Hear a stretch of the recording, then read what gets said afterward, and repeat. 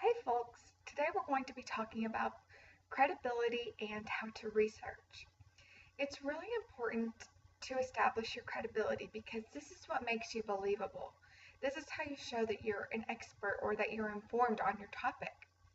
So when you are trying to establish your credibility, you start that by presenting yourself professionally.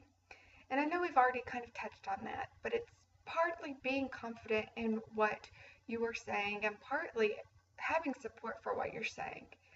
In another video, we're going to talk about how to make a claim and how to support it. But in this video, we're going to focus on how to find that support. That is what we call research, of course. So when you're researching, most of you are going to rely on internet researching. You, of course, can go to a library, and you're more than welcome to do that. But what you're going to probably want to do is research online. And a good place to start is on Google. You can click on Google, and then in the top top right-hand corner, there's going to be an option for a drop-down box. Now, on the drop-down box at the bottom, there should be a link that you can click that should say something like "Show me more" or "More options," something like that. And when you click that, it should bring you to another page. And on that page, it should have Google Scholar. You might have to scroll down some to get to that option. So then you're going to put in that option, and you're going to click it, of course, click Google Scholar. When you click Google Scholar, it's going to take you to what looks like a normal Google search engine. So then you can type up what you're searching for, and it's going to only pop up things that have been articles that have been peer-reviewed or have been in an academic journal or a book that has been that's academically published, something that's a highly credible source. So that's an easy way that you can find a credible source. Now, if you're doing something that you're wanting to do research on that's more timely, that's more current events, then you're going to want to just do a normal Google search. When you do this, there's a few things that you want to keep in mind. First thing, if you go to a website that ends in .gov, you can rely on that information. That means it's a government-owned website, so that's going to be a very accurate information.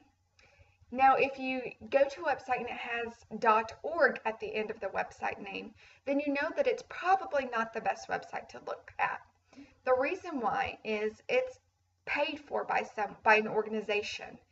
So if you're looking at information from freethechildren.org, that information is going to be very biased towards whatever that organization wants. It's going to be the information that you're going to get is going to be very subjective instead of objective. It's going to be skewed to one lens, to looking at the issue in one way instead of looking at it in both ways. Another area that you can look in is Wikipedia. Now, I do not want you to cite Wikipedia, but it can be a good source to find other sources. So if you don't know much about a topic, here's what I want you to do. You can go ahead and search in Wikipedia, and you can glance to the page, get some background knowledge.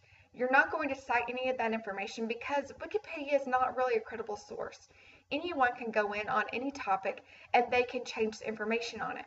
So what I want you to do instead is you can scroll to the bottom and it cites sources for where they got that information. So you want to go and find those sources, read those, and that should probably be more accurate information, more credible information. Another area that you can look at is simply a news site. You can go to CNN.com, FoxNews.com, MSNBC, MSN, any news source, and you can find relatively credible information.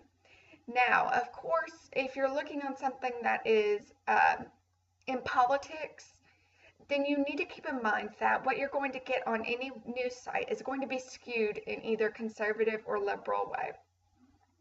CNN, MSNBC are going to be, NBC are all going to be a little bit more liberal, while Fox News is obviously more conservative. So if you're wanting to show, and we're going to talk about having a balanced essay later, a balanced presentation. If you want to show balance, if you want to show both sides of the issue, then you're going to look at both Fox News and CNN, depending on what your choices are, what your um, topic is. So those are some really brief ways that you can do some research that's simple and easy.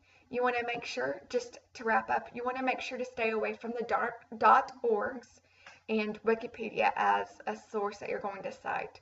Now, you may reference those to get some background information or to find other sources, but that's not a source that you're going to want to provide to your audience as where you got your information from.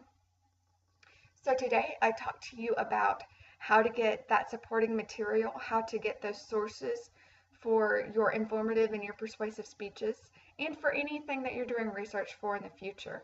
I hope that makes it really easy for you. And of course, you can visit your library and they're going to be able to help you as well. But more timely things you'll be able to find online. I look forward to see what you're going to do in the future, and y'all have a great night.